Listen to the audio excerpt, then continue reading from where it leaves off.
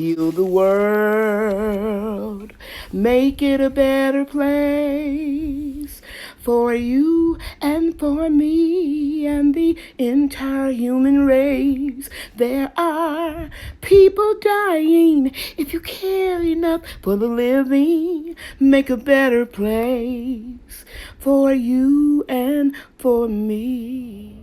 Hey everybody, Lady Cheryl here. Welcome to my YouTube channel. In this episode, I'm going to share with you how I harvest some of my bush beans growing in containers and hanging baskets, as well as tomatoes from my greenhouse and some lettuce that's getting ready to bolt. Okay, let's get started. Okay, so it's Monday, Memorial Day. I'm out here harvesting green beans because if you look over here, you can see I'm getting the beginning of root rot. I tried everything. Sometimes you just have to accept what Mother Nature brings. And I'm going to be harvesting over the next few days all the beans. And I might even replant more. But I don't like my beans real thick. So this is okay. I'll accept what I can get because I fought a good fight, and we've just been getting too much rain. And I even drilled extra holes in the containers. You do what you can. I'm not giving up on them. I'm just saying I know when the race is over, and I'll start all over again. I'll either plant more beans or I'll grow something that I know is heat tolerant. See all that yellowing? It's not coming from me over fertilizing or under fertilizing. It comes from too much water. So I have some okra, I have eggplant that I started seeds I may put in here. I haven't made up my mind. I try not to say exactly what I'm going to do because I change it so often. But I'm going to harvest these beans every day. I drop one, and that's okay. I'm going to get it. I'm going to be harvesting every day. I'm going to be harvesting every day. See that? Beautiful. And I will be canning these, pressure canning them. I may blanch them and put them in the freezer until I have enough to can. This is one that was hiding. I got too big. Cause I don't like them when you can see the beans when they swell. See the swelling of the beans. But I'm gonna go around the other side. Here's a nice strawberry from the other grow box. And I'm gonna harvest all that I can. And I'll come back and I'll show you. Okay, guys, that's not bad. For one harvest off the two little small grow boxes, that's not bad at all. That'll make at least a quart of beans that I can pressure can. I'll probably do pints since it's just me. And yeah. Okay, guys. The beans that you're looking at right now are contender bush beans. The other beans that I harvested, remember, those were top crop. Now, there's only a 2-week or 10-day difference between the time both of the beans started. Of course, the ones that I harvested started first. So, I'm writing in my journal that these beans are not showing, the contender beans are not showing signs of root rot.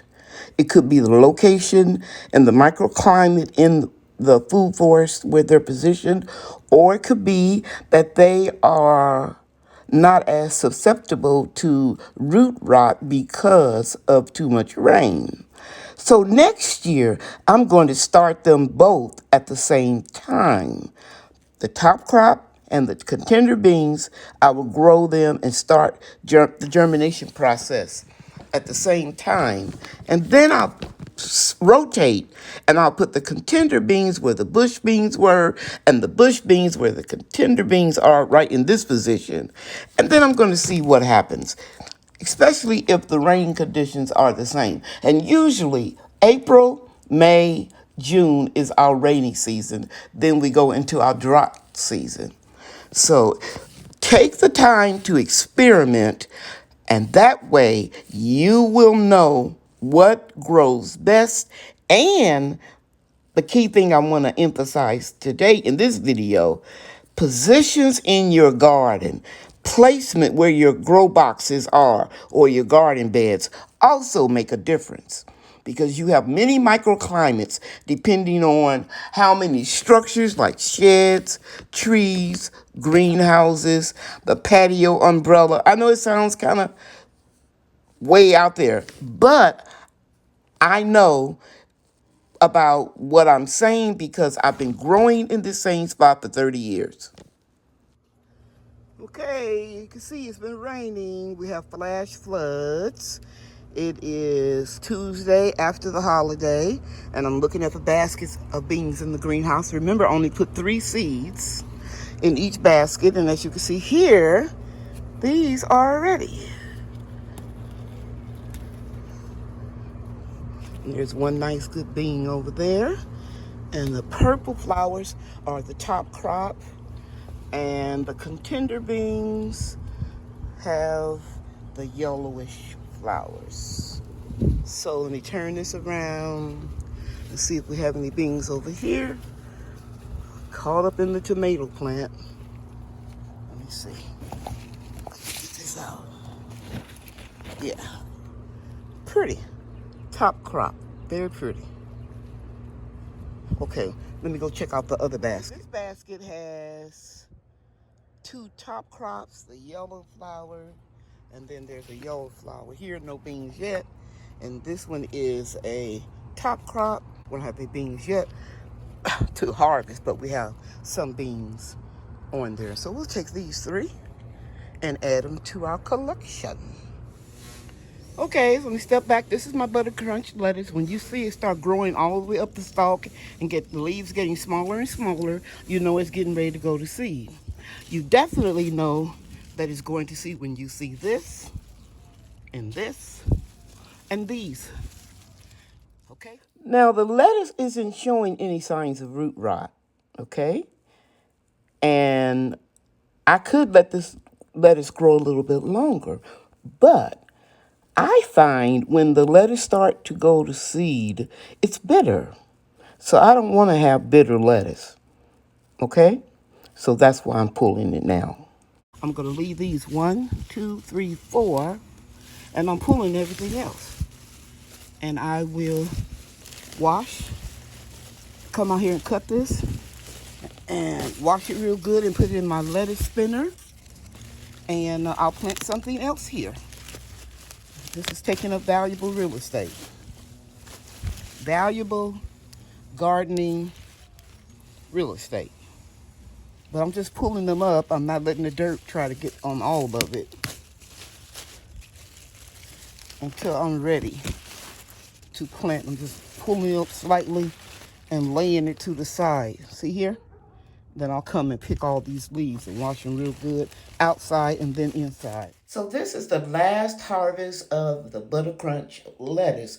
But please remember, I started the seeds inside my home in January, and I've been eating off of this lettuce since March. I'm very glad I harvested the ButerCrunch lettuce and that I pulled it up, because what you're looking at right here is what will soon be a June beetle. Those black beetles that eat up your crops. Well, this one is out the soil. All right, I'm put them in the garbage disposal. In this segment, I'm going to share with you how I harvest tomatoes out of my greenhouse. I'm going to show you why I harvest them at a certain color. And I'm also going to share with you the color that I like to harvest tomatoes to have them fried. pulled off more leaves today off of the tomatoes. Let's go down here. You have to go out every day or every other day. And look how many tomatoes are down there, guys. Look up here. Even if you have to expose them, pull the little yellow wing leaves off. Because right now, all I want to do is harvest these tomatoes. Because when it gets in the 90s, these plants will not bloom anymore. I don't baby them and try to keep them until the fall. I just plant more. I just start more seeds. I'm always starting more seeds. Okay, I'm getting ready to harvest some tomatoes. Some here. And try to get it here between the gate. There are some right there. This is about the color that I harvest them before somebody, birds or whatever, get them. And this is how I like to harvest them, because tomatoes are one of the fruits that will continue to get sweet after they are harvested and ripened on your windowsill. And this is about the color that I like to make fried green tomatoes. I like them when they're just a little blush. To me, it tastes a little sweeter. And this color here as well. Look at this here. Look at this here. Look at the beautiful color of this echinacea. Wow. Beautiful cone flowers. I just planted a few seeds, and every year they come back more and more. This year I'm gonna propagate them. I'm gonna try to make a U right in here. Those are yellow leaves from the tomato plants that I pulled off. And I'm gonna try to make a U here to outline the pathway. But then I'll still leave enough room where I can go around and harvest up under this pear tree in a few years. Thank you so much for watching this video. If you haven't already, please like and subscribe. I love you, and God loves you too. Bye now. Grow your own, start hard, believe me. Grow your own, eat your own, start hard, believe me. See you real soon.